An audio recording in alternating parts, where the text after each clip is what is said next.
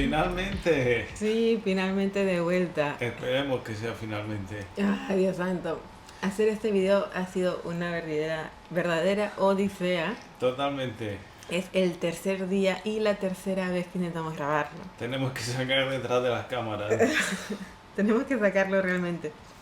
Pero bueno, aquí estamos y este es nuestro Está especial. siendo duro, ¿eh? Está siendo duro, pero ¿por qué está siendo duro? Porque nos ha costado 3 veces hacer este especial. Poseidón está en contra nuestra. Poseidón parece estar en contra de nuestra gran odisea. Pero bueno, lo vamos a sacar, sea esto o los otros días. Vamos o a los por clips. ello. Choque esos 5.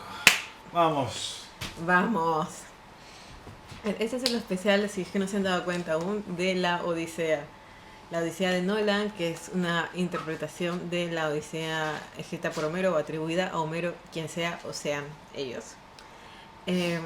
Y bueno, la vimos en IMAX hace poco. Sí, increíble. Increíble la película, increíble IMAX. Me dejó empatado. Tan empatado como la primera vez que leí la obra. La verdad. Increíble, increíble experiencia. Yo creo que casi todos estamos familiarizados con la Odisea de alguna manera. Hay muchas referencias de ella en la cultura popular.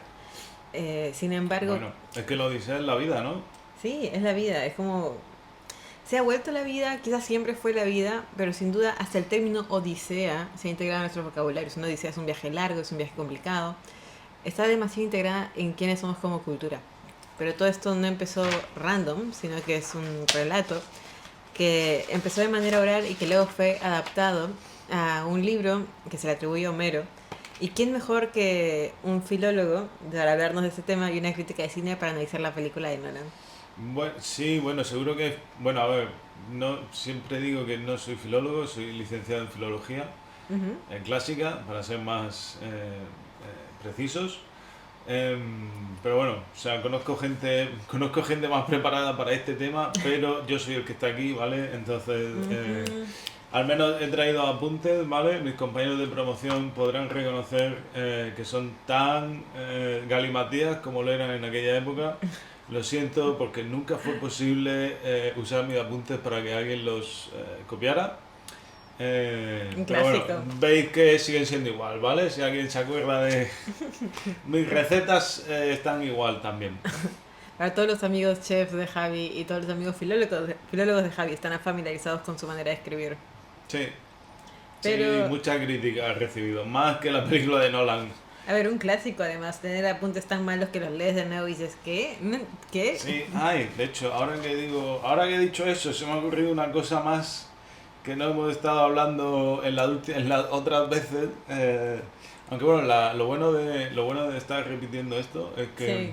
han ido surgiendo temas que sobre la marcha que no habíamos tocado Es verdad. y En ahora todo podemos caso, incluirlo todo. en todo caso hace que este video y este análisis vaya a ser más profundo, porque vamos recordando más cosas, vamos reflexionando un poquito más sobre lo que trataba. Yo me acuerdo que en los primeros videos les hablé de una lectura filosófica que hay sobre la Odisea película en el contexto actual y sobre cómo Nolan está tratando de hablar de otra cosa también a través de la película, y el nombre de esta teoría no me salía en los 2 primeros videos y ahora lo tengo de memoria. Así que la repetición también es una gran forma de aprender. ¿Qué mejor manera de empezar el video de la Odisea contando un poco de qué trata la Odisea? Javi, ¿nos podrías decir de qué trata la Odisea, libro de Homero? Vale, a grandes rasgos, la Odisea es el viaje de 10 años de vuelta de Odiseo desde la playa de Troya, una vez que ha finalizado la guerra y han ganado los griegos, hasta su isla natal, Ítaca, y todos los infortunios y aventuras que vive en ese camino. Eso es la Odisea, Es un buen resumen.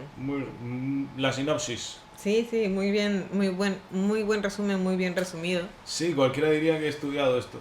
Sí, cualquiera diría que es como la tercera vez que hacemos el video. Sí, he tenido varias veces para practicarlo. Bueno, es verdad, es el viaje de Odiseo, el protagonista, en la película interpretado por Matt Damon, en su camino de vuelta a casa. Hay unos memes maravillosos sobre esto. Hay uno que posteó T-Pain diciendo I'm on a boat, de la canción de The Lonely Island, para los que saben Chronically Online. Bueno, I'm on a boat de The Lonely Island es un buen ejemplo en chiste, en meme, del viaje de Odiseo. Pero sí, Odiseo tratando de llegar a casa, esto pasa luego de la guerra de Troya. Estarán familiarizados porque hay otra famosa película que aborda Sí, esto. bueno, la gente últimamente están intentando comparar, yo creo que con poca fortuna, pero bueno, si yo fuera ellos dejaría de hacerlo.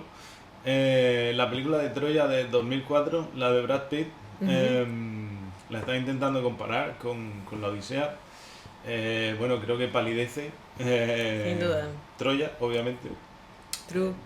Personalmente dejaría de hacerlo. Creo que podéis parar ya. Basta. Puede que os guste más Diane Kruger que Lupita Nyong'o, vosotros sabréis. Sí, a Em, ver, esto pero no también. hace falta.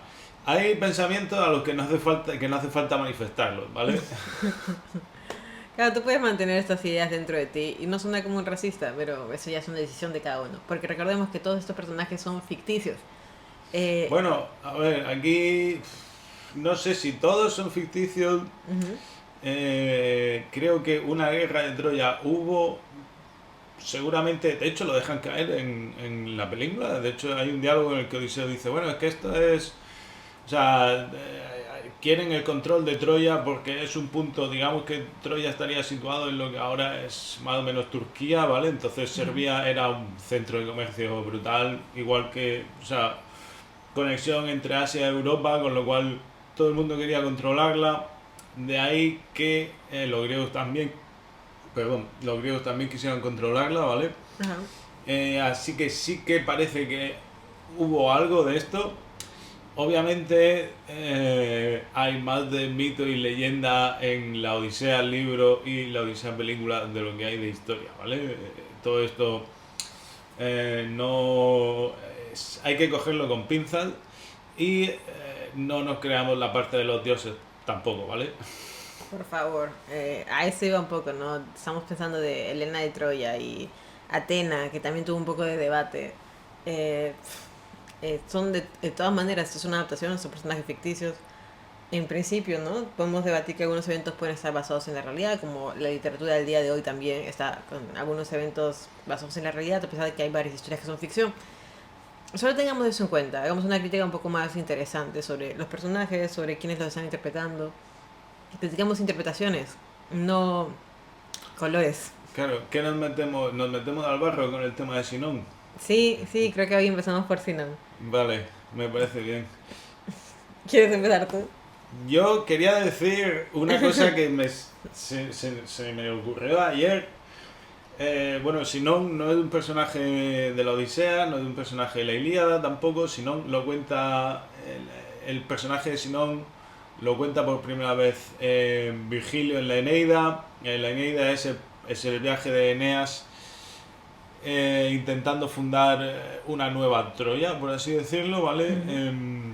Por cierto, bueno, esto es un motivo más para defenestrar a la Troya del 2004 es la vergonzosa descripción del personaje de Eneas y cómo Paris se lo encuentra escapando y le dice, ¿y tú quién eres? Ah, pues yo soy Eneas. Y dice, ah, toma la espada, tú vas a fundar la nueva Troya. Lárgate de aquí. Vale, no sucede. Se le podría haber dado un poquito más de enjundia a este momento. ¿Vale?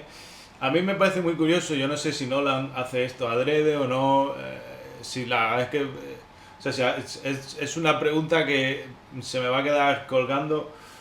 Si no, es un mentiroso, o sea, es el que miente, es el que embauca a los troyanos y es el que los convence de que acepten el caballo de Troya, lo lleven a la ciudad.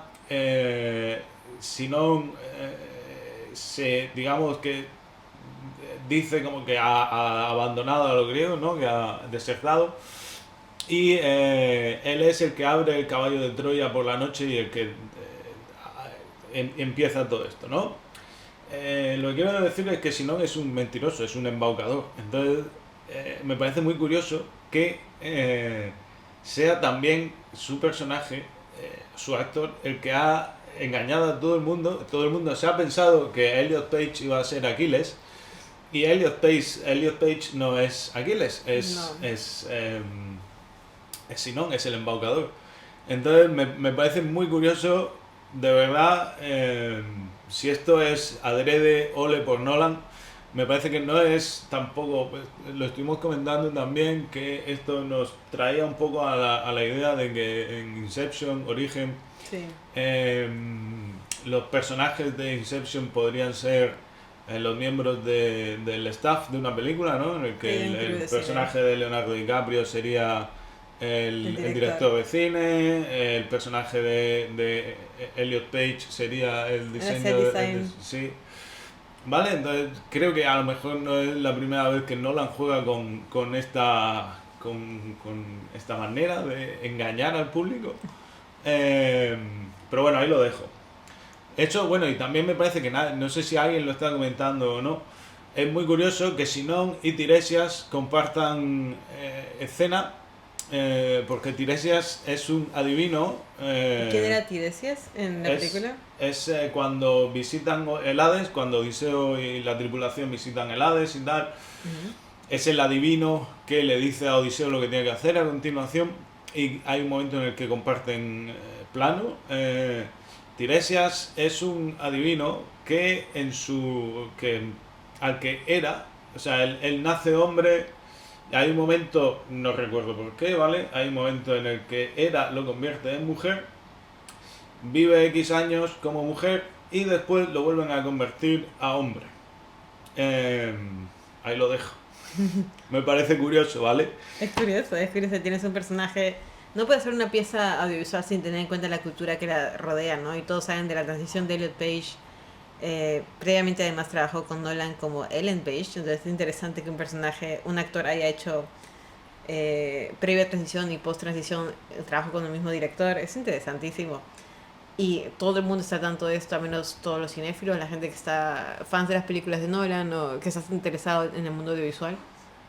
Y jugar con esta identidad es un poco meta, ¿no? Es traer el texto externo a la imagen, a la narrativa un poco que rodea la película. Es sin duda interesante. Muy interesante. Sobre ella también quiero mencionar, porque no quiero que se me escape, hablar de otro aspecto que es meta de la película, que es, bueno, la Odisea es un poema, funciona en métrica, es cantado, es tradición oral, y la película empieza con la introducción de Travis Scott como una de estas personas que está cantando la historia de Odiseo y de la guerra de Troya. Y hace un ritmo, ¿no? Empieza a golpear y dice, no, a ship, a man, y está como marcando la métrica en la que va a contar la historia. El hexámetro dactílico. Eso es. Está marcando el ritmo. La épica, la Ilíada, la Odisea, están escritos en hexámetros dactílicos, que es un tipo de ritmo, es la métrica de la época. La métrica de la época se establece por ritmo, no por rima entre palabras ni nada así. Entonces, es un ritmo que es el que él marca con el bastón, con el que Travis Scott, el Aedo que interpreta a Travis Scott en la corte, Sí. es lo que está haciendo. Es muy interesante, porque acá también vemos que Nolan, si vamos en esa teoría de que está agarrando el texto fuera de la pantalla y metiéndolo de alguna manera como un guiño en la historia, Travis Scott también sería parte de esto, porque es un rapero, es muy conocido y lo introduce haciendo un poco el rol de que luego evolucionaría, según él mismo ha dicho, en los raperos del día de hoy. Cuando le preguntaban por el cast de Travis Scott, él dijo, bueno, es que yo siento que esta figura evolucionó a los raperos, lo que hacen el día de hoy. Y me parece muy interesante como que se toman esos más elementos de la cultura viva, la cultura actual, en el texto de, finalmente, de la adaptación audiovisual de la Odisea. Bueno, continuamos. Verán un cambio de outfit. Lo que pasa es que otro motivo por el cual nos hemos demorado en sacar el nuevo episodio de Cinefilos Habituales es que tenemos un hijo. Y Eso dificulta las cosas. muchísimo. También hace muchas otras cosas mejores. Casi todo es mejor, excepto grabar un episodio de Cinefilos Habituales. Pero todo lo demás es maravilloso con nuestro hijo. Es el nuevo cinéfilo. Y bueno, estamos retomando nuestro tercer intento de la Odisea. Sí, de hecho íbamos a hacer un especial de anime, ¿no? La última vez. Es verdad. Animación, anime, creo que ya podemos esperar a que él empiece a ver animación y lo incorporamos al programa. Esta puede ser su entrada triunfal a cinéfilos habituales. Sean amables, solo tiene 3 semanas de 3 semanas. nacido. Sean amables con nosotros también. Por Si favor. notan algo raro es que tenemos falta de sueño, ¿vale? Muchísima. Y si me ven con sobrepeso es que hace 3 semanas di a luz. Así que sean amables, por favor. En el anterior clip nos quedamos en que en la tradición oral, que está un poco detrás de la Odisea. Entonces, Bueno, un segundo. Habría que estar loco para verte con sobrepeso. oh, gracias. Cute. Bueno, déjenme en comentarios que no estoy con sobrepeso, por favor. Porque me siento gigante.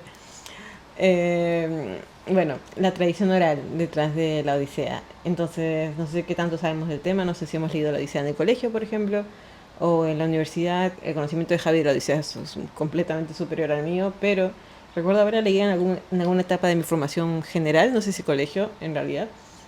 Shout out Lord Byron, si alguien me está viendo de ahí. Pero bueno, entonces la Odisea empieza, digamos, lo que sabemos de la Odisea es que se empezaba a contar, ¿no?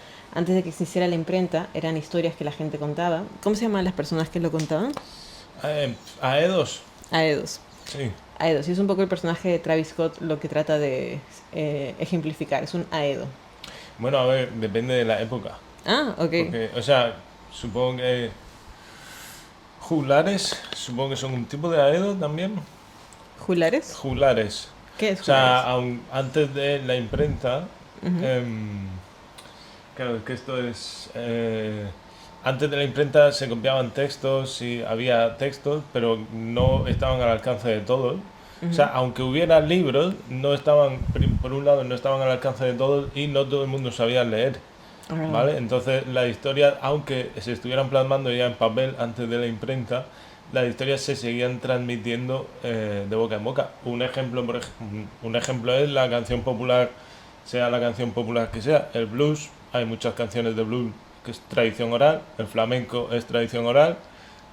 La tradición oral sigue viva a día de hoy. Ujú. Cualquier canción de flamenco tradicional que escuchéis reversionada, eso es tradición oral.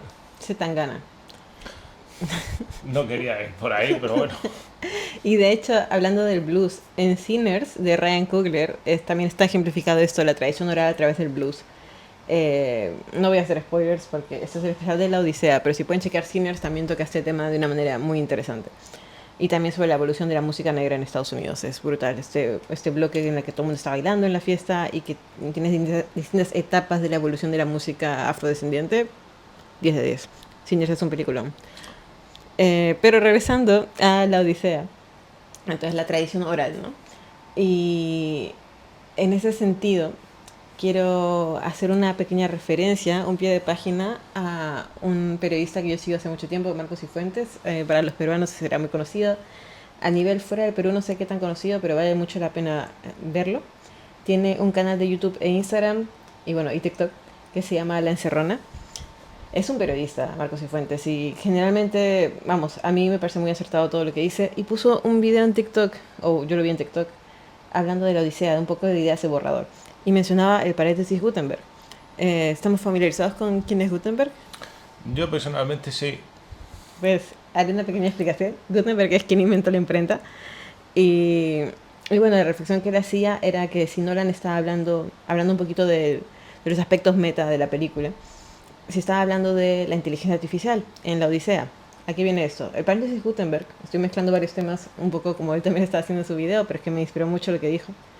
Es este periodo en la historia de la humanidad en la que ya hay imprenta, entonces el conocimiento está estático, por decirlo de alguna forma. Está escrito frente al papel.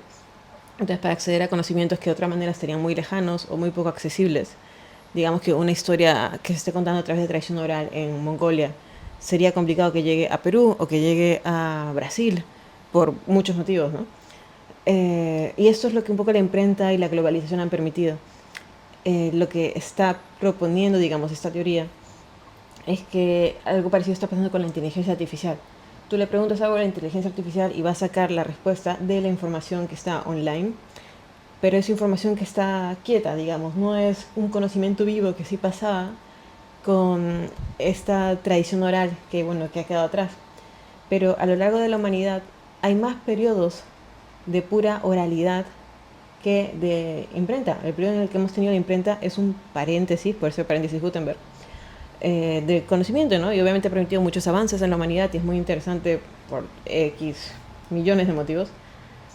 Pero la teoría dice que esto es un paréntesis, que vamos a regresar a la oralidad como transporte de conocimientos y que quizás TikTok y las redes sociales y videos como el que estamos haciendo son un poco eso, el regreso a la oralidad que es tan íntegro en la humanidad, ¿no? Y en esta etapa, en estas etapas de oralidad, es en los momentos en los que se ha creado piezas de la literatura y de la historia tan grandes como la Odisea, como la Ilíada, como un poco los libros a los que estamos haciendo referencia.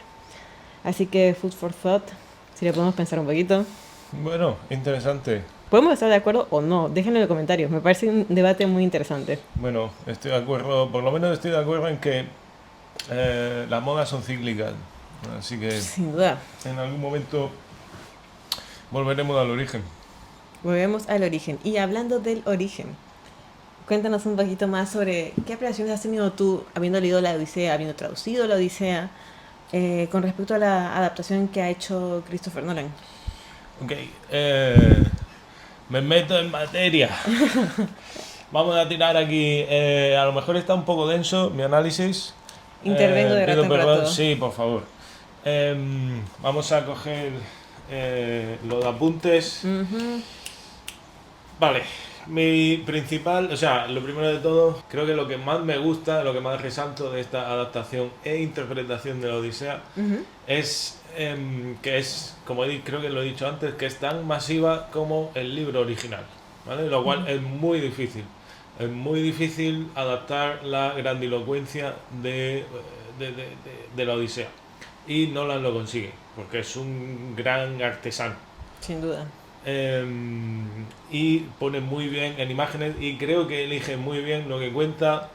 Creo que hace unos mashups de aventuras, ¿vale? Porque, por ejemplo, los lotófagos están combinados con Calipso.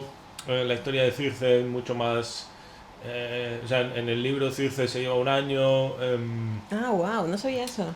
Sí, en el libro, bueno, y tienen una aventura erótico-sexual, o sea, erótico-amorosa, Odiseo y... Es interesante porque hay medio matices de eso en la conversación que mantienen cuando ya llega él. Circe es la personaje interpretada por Samantha Norton. ¿Morton? Norton. Y me parece que después de que los retransforma, están debatiendo un poquito no, ya los transformó otra vez a humanos y Sí. Odiseo se queda. Hay un poquito de tensión ahí erótica que no termina... No resulta, pues en Ajá. el libro se resuelve. Es más, tardan... Nah, yo creo que sí, están un año. En el libro ellos están un año convertidos en cerdos y él no se da Dios. cuenta, si no me equivoco, de lo que está pasando. Qué Hasta fuerte. que... Pero bueno, al final ella, o sea, ella al final le apoya totalmente y les ayuda. De hecho, me parece que es ella la que les da las instrucciones de cómo pasar Escila y Caribdis, no es Tiresias, si no me equivoco. Vale. Vale, puede ser que me equivoque porque hace ya más años de los que quiero pensar o admitir que estudié esto. Hace ya tiempo que no leo el libro. Sí que me pasa, bueno, por cierto, ahora que sale este tema quiero, yo estudié filología clásica en la Complutense. Shout out Computense. Shout out. Carlos García Gual, Shout out. leyenda de la filología clásica, letra de la Real Academia Española. Allá donde estés, Carlos García Gual, un saludo enorme, un abrazo. Me acuerdo mucho de cómo te reías de todos nosotros, de cómo te reías de nuestra forma de leer griego e incluso español. Pero aprendí, yo creo que aprendimos todos muchísimo. Y bueno, me acuerdo muchísimo de sus clases. Y yo creo que, bueno, es un maestro de maestros, ¿no? Carlos García Gual. Muy bien. Un saludo enorme, un abrazo enorme. Todavía conservo el libro que le pedí que me firmara el último año de clase. Qué cool. Y bueno, bueno, es cualquiera que si alguien quiere leer ahora mismo una adaptación, una traducción de la Odisea, recomiendo la suya, la Odisea de Carlos García Gual. No sé en qué editorial estará, pero la he visto por ahí, ¿vale? Estoy últimamente porque no sé dónde tengo la mía, así que seguramente yo creo que voy a hacer mi granito de arena a su bolsillo y voy a comprar la suya. Hace unos días hablábamos de que me gustaría leer la Odisea porque no termino de estar segura si la he leído o no. Así que yo también meteré mi granito de arena para apoyar y para leer la Odisea en la mejor traducción. Entonces, como iba diciendo, eso lo bien adaptado y seleccionado que está lo que ponen en pantalla. Por otro lado, voy a señalar cuál es para mí la principal diferencia, ¿vale?, respecto al texto original. Y es que en el texto original las causas por las que Odiseo no llega a Ítaca, las causas son puramente externas. En esta película, en la película, creo que Nolan hace una lectura post-cristiana del personaje y le añade una capa de culpa por lo que hace en la guerra de Troya, que si bien me parece está muy bien tirado, ¿vale? Esto me parece que no es, o sea, no está en el texto original, ¿vale? Entonces creo que esto bebe más de el Eneas de Virgilio o es o ya os digo, es una lectura puramente post-cristiana en la que él se siente culpable. O sea, Calipso le hace ver que él no puede volver a casa por la culpa. Esto no pasa en el libro original. Y en el libro original lo que sí pasa es que el cíclope, Polifemo, se llama, que en la película me parece que no se nombra. No se nombra. O sea, cuando consiguen escapar, Odiseo desde el barco comete uno de los pocos errores que comete en el libro, y es que desde el barco le dice quién es, le dice su nombre. En un afán, no se sabe por qué, ¿vale? ¿Por qué lo hace? Lo hace buscando, lo hace por soberbia, lo hace porque ha sido más listo que él, lo hace por un reconocimiento, lo hace... ¿Por qué lo hace? No se sabe, pero el caso es que lo hace, comete ese error, y Polifemo, hijo de Poseidón, dios del mar, le pide a su padre que ni Odiseo ni su tripulación vuelvan nunca a casa. Y Poseidón escucha a su hijo y se china muchísimo, obviamente, y le hace la vida imposible a Odiseo durante los 10 próximos años, hasta que intervienen otros dioses y le dicen a Poseidón: oye, chill, deja que llegue a casa. ¿Vale? Entonces, en Homero las causas son externas, en el Odiseo de Nolan las causas son internas. Y esto creo que es un continuum en la obra de Nolan, porque los protagonistas de las películas de Nolan normalmente se enfrentan a las consecuencias. O sea, el drama de las películas de Nolan, de sus protagonistas, es que hacen algo y ese algo que hacen los pone en tal situación que se tienen que enfrentar a las consecuencias, a consecuencias imprevistas. Por ejemplo, Interstellar, por ejemplo, Origen, por ejemplo, sí. El truco final, me parece un gran ejemplo, me parece el ejemplo más claro, el truco final, ¿vale? La historia del mago. Entonces, creo que esto es un tema que Nolan explora en sus películas, y me parece muy interesante que haya tirado por este camino otra vez. Sí, total. Es muy interesante ver cómo... Odiseo tiene que manejar esta culpa en la película, y esa culpa finalmente le pesa tanto que no se permite a sí mismo ver por qué no puede regresar a casa, ¿no? Eso es lo que propone la película. Hablabas de una lectura post-cristiana, no sé si ese fue el término que utilizaste. Sí, porque, claro, este sentimiento de culpa, esto es puramente, o sea, es puramente post-cristiano, o porque los personajes de Homero, vamos a decir los personajes de Homero, ellos lo que se preguntan es: ¿qué exige mi honor que haga?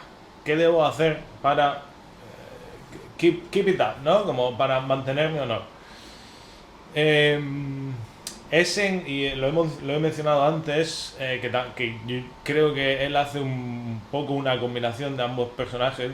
Es el Eneas de Virgilio, el primero, digámoslo así, creo que se plantea si está bien lo que hace o qué debería hacer, ¿no?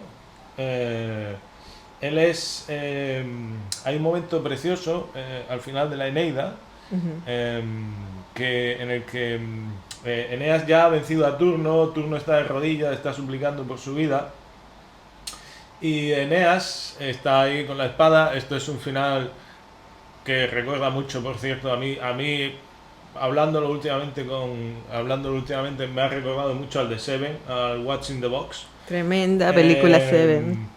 Entonces Eneas no sabe si matarlo o no.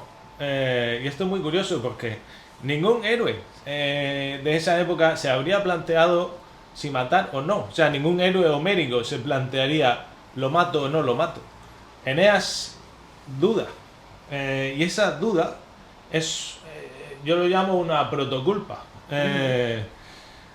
Es una conciencia, es una protoconciencia moral, ética, en la que Eneas se está preguntando si está bien matar a esa persona. Y finalmente lo mata, ¿vale? Porque ve bueno, Turno ha luchado antes, es una historia muy parecida a lo de Aquiles y Patroclo y Héctor, ¿no? Porque al final la Eneida es como la mezcla de la Ilíada y la Odisea. Entonces, Turno ha matado a un amigo de Eneas, se ha quedado con un recuerdo que lleva colgado. Eneas lo ve, por esto digo que me recuerda mucho al final de Seven. Eneas lo ve y decide matarlo después de su momento de duda. Lo interesante es que aquí termina el libro, o sea, lo mata y termina el libro. No hay celebración, no hay festejo, no hay... uno no tiene la sensación de que el libro haya terminado bien por todo lo alto, ¿vale? Por te queda un regusto amargo, ¿vale? Y creo que esto lo aprovecha, esto lo ha leído Nolan, o lo conoce, o no sé, ha leído la traducción de Emily Wilson. No, yo no he leído la traducción de Emily Wilson, ¿vale? Yo no sé tampoco si Emily Wilson lo menciona en sus trabajos o no. El caso es que me parece muy interesante que haya optado por esta lectura del personaje Nolan, que le haya añadido una capa de culpa, que lo haya traído un poco más. Por esto digo que es una interpretación del personaje y de la obra. Lo que sí quiero decir es que, si bien no hay culpa, sí hay dolor, ¿vale? O sea, Odiseo sí siente dolor por sus compañeros, y él sí tiene un sentido de la responsabilidad, porque es un líder, sí tiene un sentido de la responsabilidad de, no sé, es como un líder, como pastor, de llevar a su tripulación al mejor final posible, y sí que siente dolor cuando los pierde, cuando los va perdiendo, ¿no? Pero no hay culpa por el caballo de Troya. El concepto de protoculpa me parece muy interesante cuando lo planteaste, de hecho estoy completamente de acuerdo. Pero en la lectura del día de hoy es muy difícil empatizar con un líder de guerra porque sabemos lo que eso implica, ¿no? Sabemos que eso implica matar inocentes, y hay mucha gente a día de hoy que no está, obviamente, de acuerdo con una guerra, especialmente porque, ¿cuál es el propósito, no? Morir por ese concepto de gloria. A ver, está muy bien tirado en realidad, porque el propio Odiseo no quiere ir a la guerra. En un primer momento él no quiere ir a la guerra. Lo menciona en la película. Entonces, en alguna obra del ciclo troyano se ve a Odiseo sembrando los campos de sal con un asno y con un mulo, que bueno, no tiene sentido, ¿vale? Bueno, sí, Odiseo en origen no quiere ir a la guerra. Y Aquiles se lo plantea, por cierto, que mira que Aquiles tiene dudas al principio.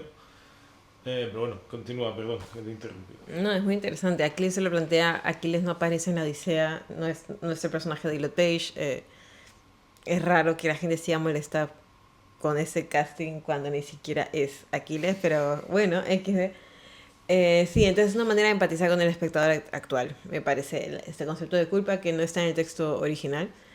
Pero no es la primera vez que Nolan lo hace, porque si analizamos su filmografía un poco, en Oppenheimer, la historia de Oppenheimer, su película anterior, también es lo mismo, ¿no? Es la historia de este genio que es el que inventa, bueno, el líder de la invención de la bomba nuclear, que sabemos que se tomó la vida de tanta gente y causó tanta violencia por tanto tiempo. Sin embargo, Oppenheimer se siente triste de su creación. Vale, entonces sí podemos empatizar con este prota porque se siente triste y en realidad es la culpa del gobierno y la burocracia y estos afanes de guerra. Ok, ok, pero el creador se siente culpable. Vale, perdonado. Casi lo mismo pasa en Inception en realidad, cuando van a hacer este robo gigante al personaje de Cillian Murphy. Eh, claro, están haciendo algo malo, pero lo enfocan de otra manera. Enfocan, bueno, pero vamos a darle su libertad, ¿no? ¿Cuál es, qué es la motivación real que tiene cuando hacen el Inception, cuando hacen el origen dentro de la mente de Cillian Murphy, que es una persona millonaria tal, tratan de hacer que él sea feliz al final y que esa sea la motivación principal de esta contraparte de protagonista. Pues eso, tú no puedes estar súper en contra porque dices, bueno, pero le estás dando una motivación muy grande, ¿no? Un crecimiento personal para esa persona al cual van a, van a robar el negocio, van a hacer que, van a manipularlo para lograr sus propios objetivos, pero le están dando algo a cambio que es muy grande. Entonces un poco esto, Nolan no es la primera vez que lo hace, en Odiseo quizás es un poco más cantoso porque está basado en un libro y sabemos que esto no estaba así originalmente. Por cierto, este es el primer guión que está escribiendo Christopher Nolan, entonces también interesante en este sentido. Y creo que eso también nos permite hablar un poquito de la creación de sus personajes, ¿no? A Nolan se le critica mucho, como sabrás, por su falta de dimensionalidad de personajes femeninos. Siempre están ahí para cumplir el propósito, para hacer que el protagonista cumpla el propósito final. Ejemplos hay de más, siempre es la mujer muerta o la hija que desaparece o la amante, la potencial amante, ¿no? En el caso de Interstellar que también muere o se queda atrás. En la Odisea hay un personaje que se escapa de esa maldición y es el personaje de Penélope, interpretado por Anne Bravo, Hathaway. Penélope. Sí, sí, bravo Penélope porque tiene un diálogo brutal que he visto que mucha gente también lo está reconociendo, que es cuando está hablando con Telémaco, es su hijo, Sí. interpretado por Tom Holland, que a mi parecer gran interpretación también.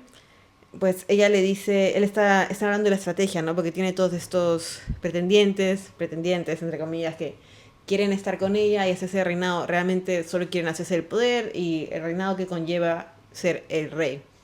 O sea, el marido de Anne Hathaway en esta película, el marido de Penélope. No es realmente por la belleza, no es realmente porque estén enamorados de ella, es por la posición de poder, ¿no? Como es muy interesante que plantee esto también de cara a que creo que todos estamos familiarizados con estos mitos de, bueno, era tan bella que todo el mundo se moría por estar con ella, hicieron de todo y tenía tantos pretendientes. Y son maneras en la literatura, en la cultura general que hemos absorbido, son maneras de justificar que estos personajes realmente querían posiciones de poder que estaban attached, que estaban ligados a estas mujeres, ¿no? Pero Penélope hace algo muy interesante, que es que se da cuenta de esto, tú lo ves como el personaje dándose cuenta de esto, y diciendo que se jodan, ¿no? Hay una parte en la que Telémaco le dice, bueno, pero no, ¿acaso no quieres que yo sea rey, que yo tome el cargo ahora? Y él dice, el cargo está vacío o algo por el estilo. Y dice que el cargo está vacío, el trono en el que yo he estado sentada 20 años de experiencia gestionando todo esto, ¿qué hablas? O sea, no, no es así. Y lo dice tan frustrada y luego le preguntas, entonces, ¿qué quiere? Y dice, quiero Odiseo. Y lo interpreta tan bien y ya tienes una motivación intrínseca del personaje que no está estrictamente ligado a avanzar a otro personaje masculino o una contraparte, sino que es solo ella y su motivación. Y creo que quizás ella es el primer personaje de Nolan, a mí parece que se escapa de esta maldición. No sé cómo lo ves, tremenda Penélope. Bueno, es que Penélope ya en la obra original es un referente de mujer fuerte, es un referente de... es un personaje femenino a lo mejor avanzado a su tiempo. Yo creo, supongo a día de hoy se seguirá estudiando como un personaje femenino que que tiene las riendas de su vida, que em, toma la iniciativa, o sea, que tiene iniciativa por sí propia. Y sí, bueno, Penélope es un gran personaje, o sea, un gran personaje femenino junto con otros como Medea, Antígona, Electra, todos ellos personajes femeninos fuertes, con carácter propio. Penélope, la primera de ellas. O sea, ahí tenía Nolan, lo tenía fácil. Sinceramente, si la acababa con de verdad que no sabía. A ver, es muy interesante, a mí me alegró muchísimo verla. Lamentablemente es el único personaje del cual puedo decir esto. Athena está un poco para ser el compás moral de la historia a través de las apariciones que tiene frente a Odiseo. Eh, Calipso, entiendo que en la Odisea es un personaje muchísimo más interesante.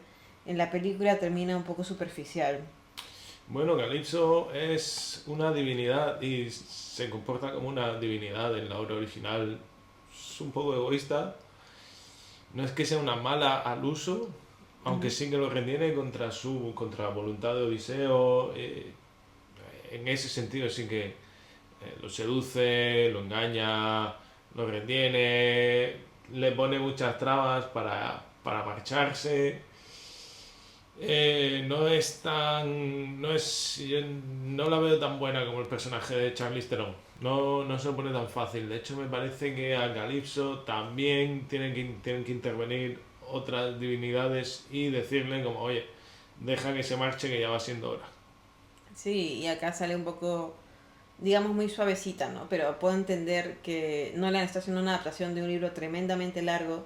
La película, si bien tú mencionaste, abarca dimensiones muy grandes y en ese sentido, Bravo, yo también considero que es un tremendo logro. Es una película de la magnitud de producción de Lawrence de Arabia o Cleopatra y estoy segura que se va a estudiar de esa forma muchos años después. Nolan es claramente un director que se apoya mucho en la parte técnica, famosamente no usa CGI, entonces a mí me impactó muchísimo las escenas dentro del caballo de Troya, porque realmente construyó un caballo de Troya y los actores están ahí apretados. John Bentra tiene una entrevista en la que habla cómo fue estar adentro. Y es interesantísimo. Asfixiante, parecía, realmente se nota asfixiante. Me recuerda un poco a la escena de Dunkerque. Ah, sí, es De, verdad, cuando cuando- están ahogándose, ¿no? sí, correcto. Sí, sí, sí. Tuve mismas sensaciones. Tuve mismas sensaciones. Está muy logrado, o sea, es interesante cómo en esa magnitud de producción hay tanto compromiso en las interpretaciones por llegar a esos puntos. Sin embargo, otra cosa que también se le critica mucho a Nolan, y quizás esta película también es un ejemplo de eso, es que es un director más de eso, de producción. La película está grabada en IMAX, o sea, la magnitud técnica y bueno, el valor de producción, por supuesto, es brutal. Quizás no se apoya tanto en las interpretaciones, pero haciendo el cast que hace vemos interpretaciones increíbles de todas maneras, ¿no? Bueno, yo creo que. A ver, no lo sé. O sea, yo no sé, esto es una piedra que lanzo. Ujú. Pero que es que lo mismo él lo sabe, porque también se le critica, o sea, últimamente estoy leyendo muchos comentarios de, no, es que este hombre trabaja siempre con los mismos actores. Sí, Bueno, sí, o sea, me parece normal, porque bueno, ya sabe, o sea, ellos ya saben lo que él quiere, o sea, y él sabe que ellos son buenos, con lo cual él no se tiene que dedicar a lo mejor a dirigirlos tanto a los actores, porque al fin y al cabo él sabe como, mira, yo os dejo que hagáis lo vuestro porque vosotros sois mejores en esto que yo. sí. No es mi especialidad dirigir actores, vosotros sois muy buenos, confío en vosotros, ya hemos trabajado juntos, adelante, yo me voy a dedicar a mi movida. Es válido, Eh, es una estrategia válida, sin duda. no sé si Nolan está en ese punto de su carrera, como, pero vamos, Quizás. normalmente para. Yo entiendo que para llegar a cierto punto tienes que reconocer tus fallos, ¿no? Y saber dónde están tus límites y lo mismo él es consciente de eso. Antes de que se me olvide, estoy totalmente de acuerdo contigo, yo creo que es consciente de esto y por eso es su cast. Sin embargo, me gustó mucho que apostara por actores con los que no he trabajado antes. Himesh Patel, fue un placer verlo, era, digamos, el amiguito de Odiseo. El amiguito. O sea, falta un mejor término. Y solo lo había visto en Yesterday antes de esta película y siento que es un actor que tiene muchísimo potencial. Así que fue muy interesante ver su interpretación y por supuesto hemos hablado tanto de John Leguizamo. Bueno, John Leguizamo, el porquero de Humeo, increíble. O sea, Brutal. espectacular, espectacular John Leguizamo. Es el Robert Downey Jr. de esta película, John Leguizamo. Literal. Es, bueno, Benny Blanco, para quienes estén tratando de recordar, ¿dónde lo he visto antes? Sí, Benny Blanco del Bronx, en Carlitos Way. Esa es. Si alguien no se acuerda de él. Ujú. Bueno, actor, yo es que lo llevo viendo ya también toda la vida. Sí, es que es brutal. John Leguizamo, me alegro mucho de su papelón, papelón. Es un papelón. Y no quiero cerrar el capítulo de interpretaciones sin mencionar el personaje de Robert Pattinson, que es, digamos, la representación un poco más marcada de los suitors, de los pretendientes de Penélope. Personaje, lamentablemente no puedo pronunciar su nombre correctamente, creo que es Antino, Antino. Antino, Antino.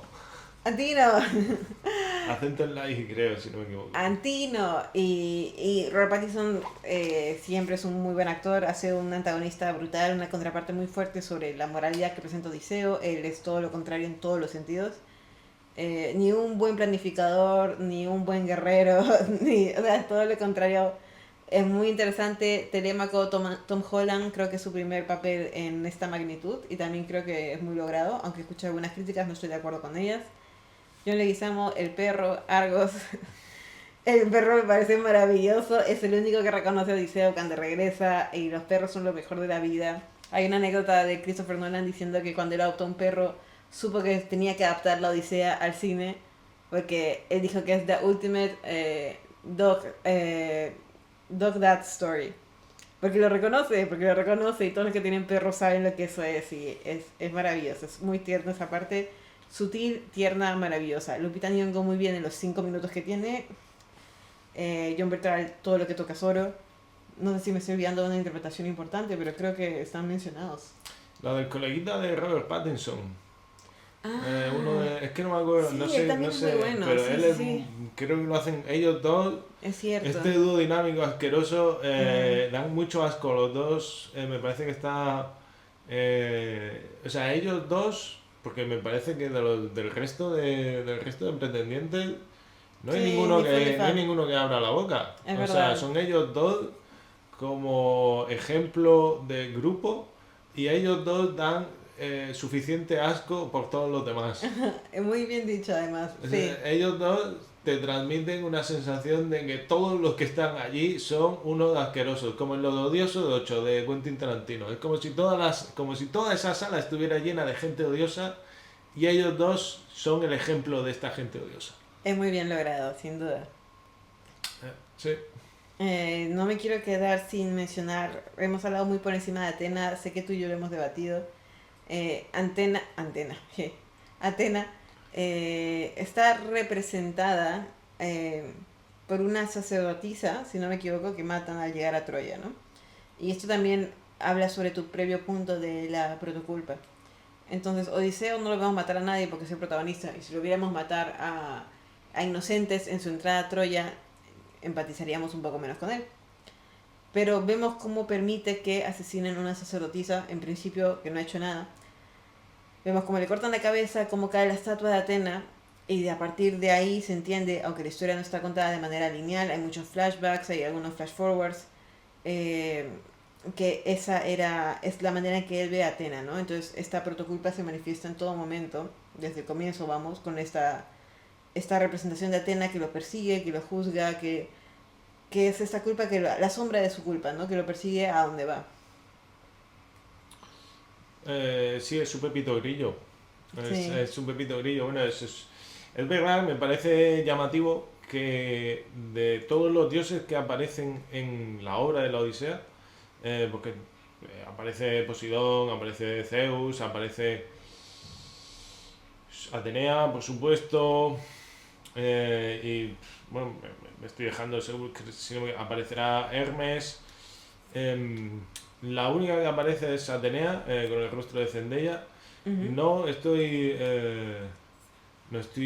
no estoy seguro de por qué ha dejado fuera al resto de dioses. Es verdad que personalmente me he quedado con las ganas de ver a algunos. En esto estoy de acuerdo con Emily Wilson. Creo que me hacen me he quedado con las ganas, fíjate. O sea, es Bueno, verdad que no tienen la importancia. Se referencian, como hemos dicho, o sea, bueno, claro, hemos dicho que en la obra original eh, Polifemo le pide a Posidón que no deje regresar sí, a Odiseo. Es verdad que en la película esto se ve, o sea, se ve como Polifemo le hace una oración a su padre y Posidón se manifiesta, o sea, lo podemos ver en la virulencia del mar, igual que a Zeus lo podemos entrever en la tormenta, sin embargo no se les ve y ya, como hemos dicho, realmente quizás no es necesario que se vean porque, porque bueno, lo que le impide llegar a Odiseo en esta interpretación es su sentimiento de culpa, no es el propio Poseidón, como en la obra original. ujú, Pero bueno, lo he hecho en falta. Aunque lo que me ha hecho en falta, personalmente, mi pasaje favorito de. Es verdad que sí, sí, me parece que el diálogo con Sinón, cuando baja al Hades Odiseo, el diálogo con Sinón es de los mejores momentos de la película. sin duda. Para mí el mejor es que es un momento de la historia de la literatura maravilloso, el diálogo con Aquiles de Odiseo, que una vez, porque de hecho es como se sabe la historia de Aquiles realmente ni se ve en la Ilíada ni se ve en la Odisea completamente, pero en este diálogo que tienen Odiseo y Aquiles en el libro, en la obra original de Homero, es precioso, es un momento, o sea, merece la pena. Si alguien no se quiere leer la Odisea entera porque le da pereza, por lo que sea, creo que sería suficiente con que buscarais el momento, el canto y leer ese diálogo porque seguramente una vez que terminéis de leerlo vaya a querer leer el resto de la obra. Es realmente precioso y he echado en falta egoístamente este momento, pero bueno, sí. Creo que estaría muy interesante que lo cuentes, porque cuando tú me lo contaste por primera vez también me quedé muy impactada de ese tipo de... O sea, de lo que hablan es muy fuerte. Bueno, Aquiles, bueno, el tema con Aquiles es que él decide ir a la guerra. A él, la condición para pasar a la inmortalidad mediante el mito, o sea, para él convertirse en un mito y ser eterno de esa manera, su condición es ir a la guerra y morir luchando. Él acepta finalmente, va a la guerra de Troya, muere antes de que el caballo de Troya entre en la ciudad, incluso. Aquiles no está en el caballo de Troya, como se ve en la película. Aquiles muere antes de esto, Aquiles nunca ve Troya conquistada, que de hecho esto es muy importante porque realmente Troya es conquistada por la astucia, no es conquistada por la fuerza. Es Odiseo el que conquista Troya, no es la fuerza de Aquiles ni de Agamenón, que aunque no sé, o sea, Ah, bueno. en esta no hemos hablado de Agamenón en ningún momento. La gente, o en esta adaptación, en esta interpretación, a Agamenón no se le ve luchando, no se le ve empuñando espada y tal. Sí. En la Ilíada es un guerrero bastante considerable, ¿vale? No, creo que Nolan ha decidido no incluirlo luchando adrede. Pero bueno, entonces Aquiles muere. Aquiles y Odiseo son mejores amigos, ¿vale? Y cuando Odiseo llega al Hades y va hablando con diferentes caídos de la guerra de Troya, uno de ellos, al que ve, es a Aquiles, y Odiseo le pregunta que qué tal, que si merece la pena. Sí. Y Aquiles le dice que por supuesto que no, que preferiría estar vivo y le dice algo así como que preferiría ayudar a un agricultor a trabajar el campo antes que haber pasado a la gloria muriendo en la guerra. Y ese es uno de los momentos más, para mí uno de los momentos más bellos de la Odisea, uno de los momentos más bellos del ciclo troyano. Y bueno, he echado he echado de menos verlo ahí. Hubiera sido increíble que lo incluyeran, pero es verdad que la Odisea, siendo tan vasta, como bien mencionas, ya hay varios momentos que están resumidos. Sin embargo, concuerdo contigo, ese momento es tan fuerte, pero implicaría introducir a Aquiles mucho más, implicaría, no sé, Sí, abarcar ¿no? más. Incluso o sea, el diálogo, yo digo, el diálogo con Sinón Sí, cumple es ese el mismo propósito, día, ¿no? claro, cumple un poco ese propósito. Es precioso también el diálogo con Sinón. Es Sí, igual que me parece que el diálogo con Aquiles es el mejor momento del libro. Posiblemente el diálogo con Sinón sea el mejor momento de la película. totalmente de acuerdo. Quizás no hace falta contar. eh, es un poco, ¿no? Porque claro, en esta versión de Odiseo, Odiseo ya se está dando cuenta de que no merecía la pena ir a la guerra de Troya, no merecía la pena, era necesario, pero no merecía la pena. Y quizá no hace falta que Aquiles lo diga, pero bueno, es un momento, me apetecía comentarlo. No, y Sobre vale todo me muchísimo. apetecía comentarlo.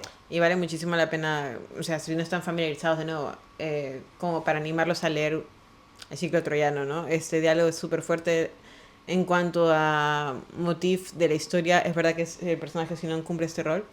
Y ha mencionado por encima a Agamenón, Agamenón.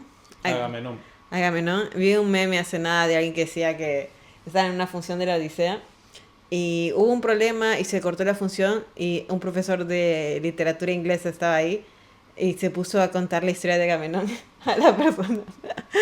Y pensé, qué maravilla. Agamenón es interpretado por Benny Sadfi. De que están familiarizados con él es quizás The Good Time, que también sale con Robert Pattinson ahí. Es un director de cine, director de The Smashing Machine y bueno, actor también sale en Oppenheimer.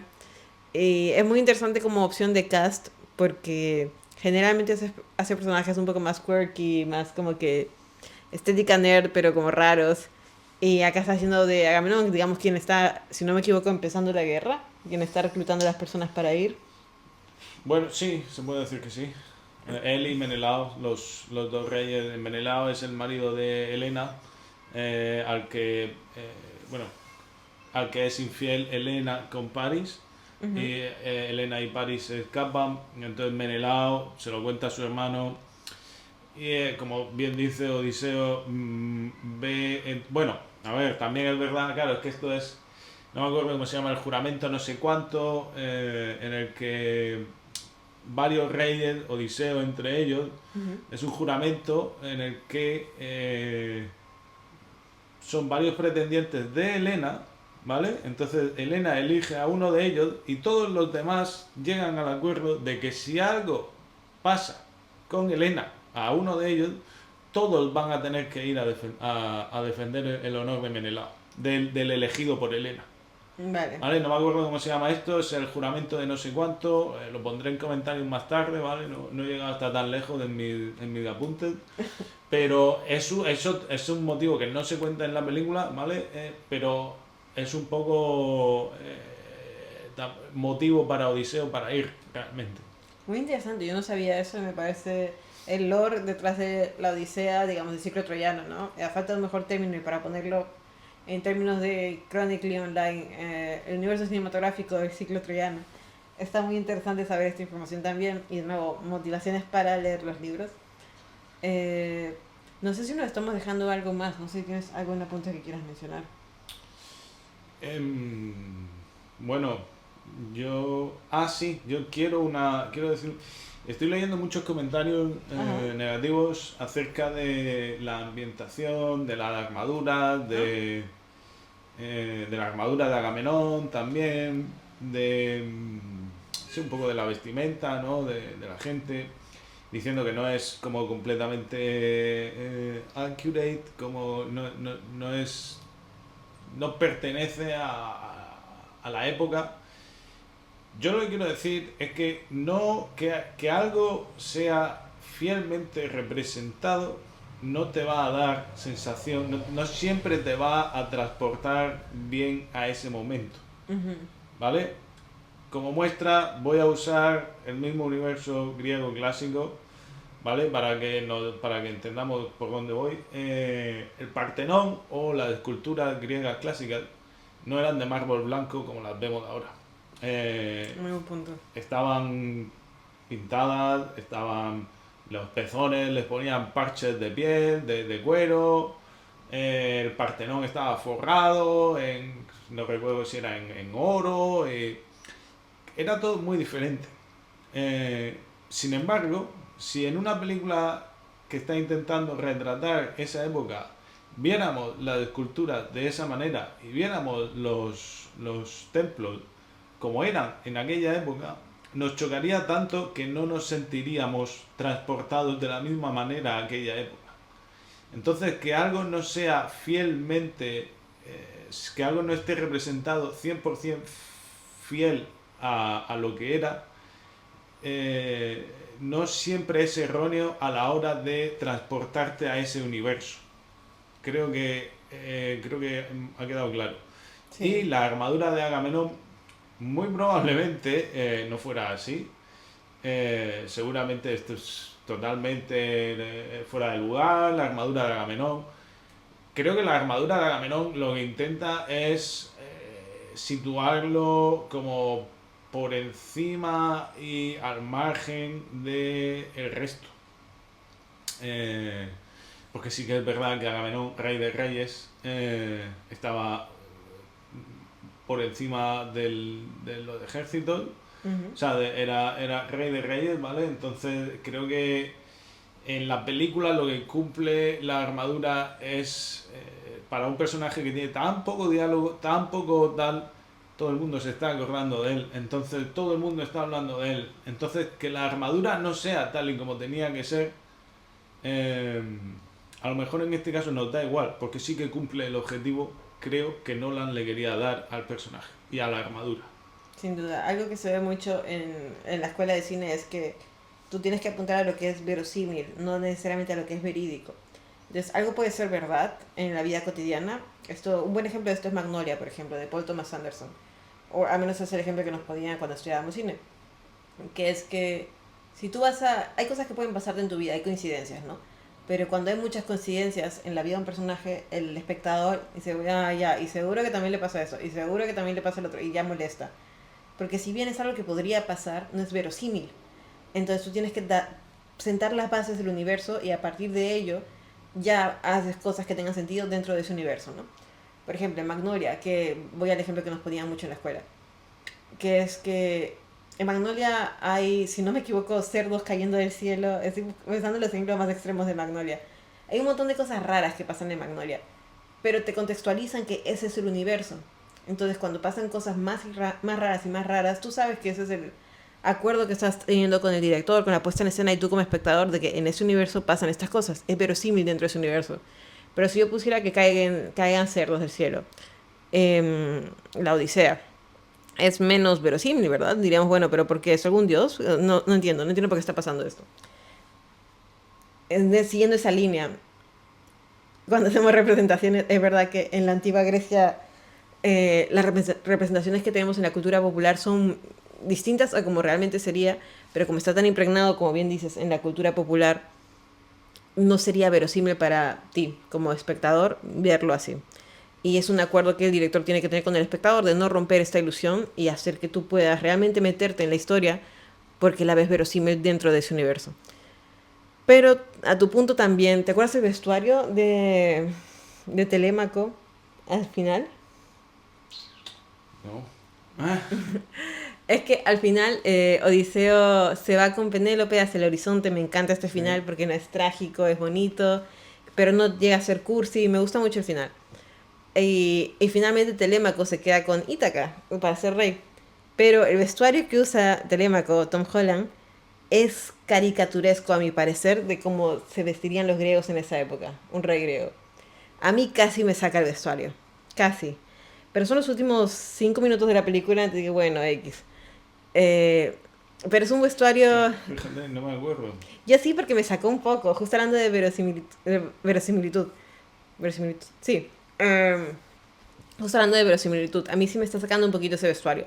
Sin embargo, pasa el final, lo aceptamos, lo acepté, pero si volvemos a ver la película, llamo la atención a todos a que chequen el último vestuario y me digan qué les parece. A mí me llamó un poco la atención. Bueno, cuando volvamos a ver la película. Cuando vamos a ver la película. Esto no lo hemos comentado. Para mí la película es tan... O sea, no voy a decir que es tan buena como el libro, pero sí consigue una cosa que el libro tiene y que los buenos libros tienen. Y es que me dan ganas de volver atrás. Me dan ganas de parar la película, retroceder 10 minutos y volver a ver. Igual que cuando estoy leyendo un libro, que me gusta mucho, paro y digo, "Oh, joder, qué bonito ha sido esto, quiero volver a leerlo". Y entonces vuelve de atrás y lo vuelve a leer y lo marca y dices, en algún momento de mi vida volveré aquí, aunque sea solo a leer esto.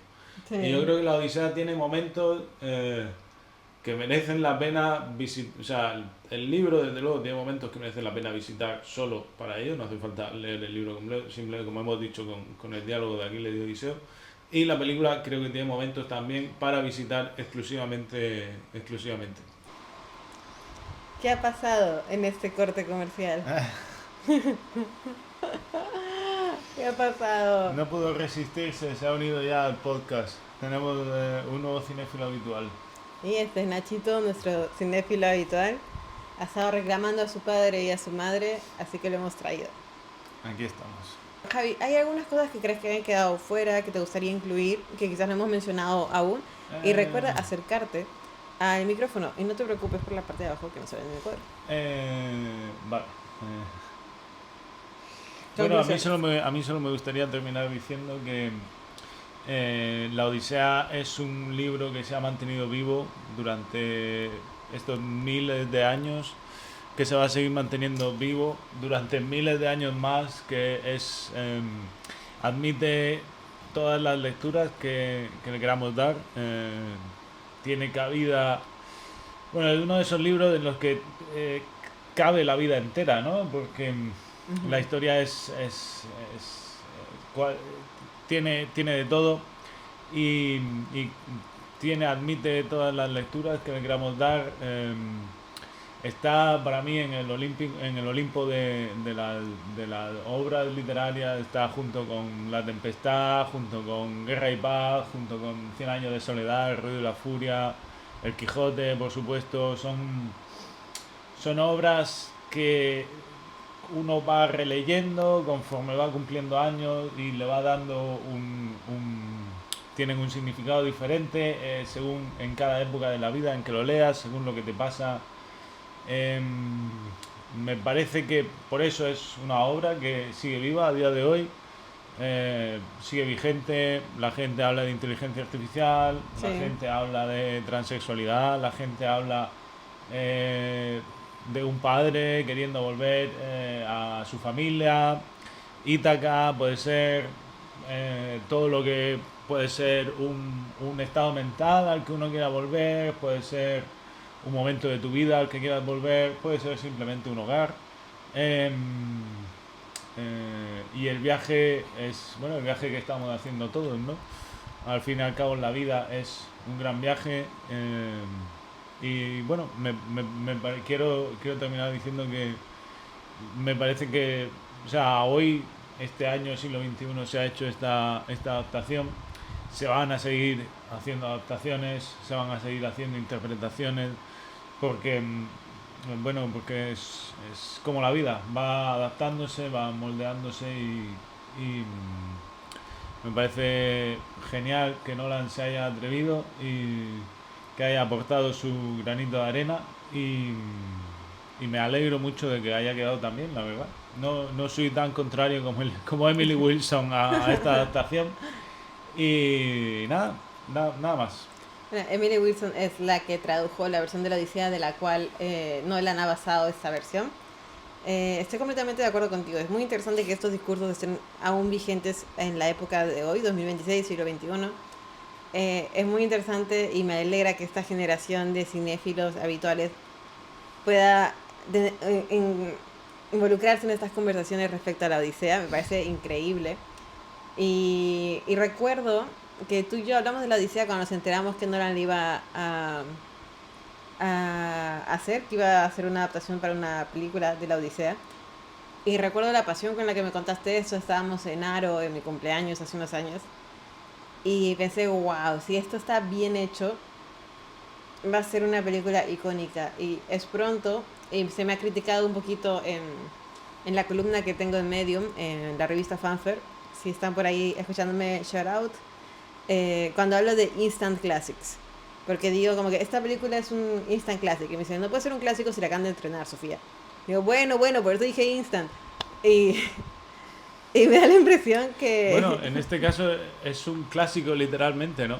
sí, es literalmente un clásico, pero creo que la película lo será también. Creo que es esas películas que la ves y dices, concha, que dices, wow, esta película mis hijos la van a ver, mis nietos la van a ver y la van a estudiar en las escuelas de cine y quién sabe dónde más en la adaptación de eso en el futuro. Pero sí, es grandiosa, es gigante, está muy bien lograda. Y era difícil esa tarea, así que en Nolan We Trust, yo creo que esa sería como que un buen título para este capítulo. Totalmente. Siempre, Y, siempre. siempre, muy bien. ¿Y qué podemos esperar en los próximos capítulos de Cinéfilos Habituales? ¿Qué promesas falsas o no haremos esta vez para Bueno, nuestros vamos espectadores? a seguir hablando de cine, eso seguro. Y bueno, tú tienes muchos proyectos por delante. Es cierto. Bueno, los dos en realidad iremos al Festival de Cine de Drama en Grecia. Siguiendo con el tema griego clásico. Sí, siguiendo con la onda del tema griego, porque voy a ser jurado ahí. Shout out Fipresi. De hecho, los tres estaremos ahí. Nachito se va a unir. También soy jurado en el Cork Horror Film Festival. He estado viendo todos sus envíos de películas de horror. Hay varias increíbles. Claro, no puedo hablar mucho porque soy jurado, pero hay muchas que me han gustado un montón y me encantaría que hiciéramos un capítulo sobre cómo estamos haciendo las nuevas adaptaciones del cine de terror y cómo ahora está muy en tendencia a agarrar folclores de ciertas zonas del mundo que antes quizás estaban mal vistos culturalmente, pero ahora se revalorizan en historias de terror. Muy bien. De hecho, Me parece Sinners, muy interesante. Sinners es un buen ejemplo de esto también. No hemos hablado de Cannes, también cubrí Cannes este año, que sería muy interesante hablarlo. No sé, ¿tienes algún tema que te gustaría tocar en próximos episodios? Trataremos de hacer esto semanal, a ver si Oh, podemos. bueno, realmente el capítulo del anime deberíamos de hacerlo. Sí, deberíamos hacer un primer capítulo. Se me quedó una espinita clavada. Sí, a mí también. Teníamos también invitados pensados, la Vikinga, Rubén.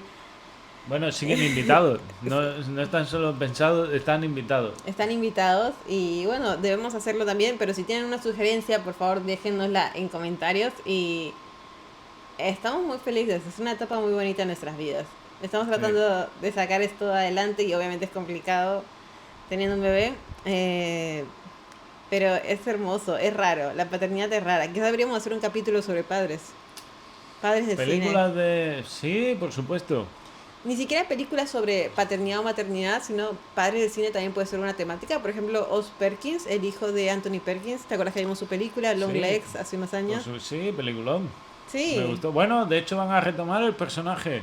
¿Así? Nicolas Cage va a retomar el personaje de Longlegs. ¿En qué? Leí la noticia hace no mucho. Ajá, O what the sea, además fuck. decían que era como una cosa súper extraña, que normalmente Nicolas Cage no le gusta participar en segundas partes, bla, bla, bla. Ajá. Y por lo visto les gustó la colaboración a ambos y van a retomar el personaje de Longlegs. Dios mío. Eh, bueno, ¿alguien me puede decir si está tan guapa como parece la serie de Spider-Man? Porque He escuchado cosas muy buenas. quizá empiezo a verla. Me interesa el proyecto. Es verdad que no hemos hablado de series y también sería un tema interesante. Hablando de series de maternidad, Margot's Got Money Problems en Apple TV está brutal también. Es verdad, me ha hablado muy bien de ella. Sí, hay un video en mi canal sobre esa serie, creo que vale mucho la pena. Bueno, vamos, hay X ejemplos, hay muchísima cantidad de ejemplos. Bueno, siguiendo con esto, podríamos hacer un capítulo. Me encantaría hacer un capítulo especial de adaptaciones del cine clásico, o sea, adaptaciones de obras clásicas al cine. Eso sería increíble. Hay muchísimas. Todo eso, todas las Hay adaptaciones muchísimas, que pero no hay tantas buenas, ¿eh? eso es, todas las adaptaciones de Shakespeare. Hay 3.000 millones, ¿no? De Shakespeare hay... Sí, bueno, yo estaba pensando en Grecia y Roma. Ah, ok, sorry. Vale, Vale, estaba estamos más pensando, atrás. estaba pensando más en esto. Pero bueno, también se puede hacer de Shakespeare. De Shakespeare hay mejores quizá que de mitología griega o romana. No, pero tienes razón, mitología griega o romana estaría interesante porque tendríamos tu input, es su área de expertise, entonces puede estar muy interesante como capítulo. Uy, Nachito quiere que paremos, creo. Sí, va siendo hora. Muchas gracias por unirse a este especial, es un poco más largo de lo habitual y Bueno, con algunas interrupciones. muchas gracias. Muchas gracias. Id a ver la Odisea. Sí. Leed la Odisea y leed Classical. Espero que esta reinterpretación de la Odisea sirva para que la gente revisite clásicos con más frecuencia. La Odisea está por 6 euros en Kindle en Amazon. Amazon auspícianos, Swarovski, always in my mind. Carlos Cuando García quieras. Gual. Carlos García Gual, Auspícianos. leyenda. Auspícianos por favor, quienes quieran, Baby Rap también. Todos, regálenos cosas para el bebé, es caro. Y muchas gracias por un capítulo más, por unirse a nosotros en Cinéfilos Habituales.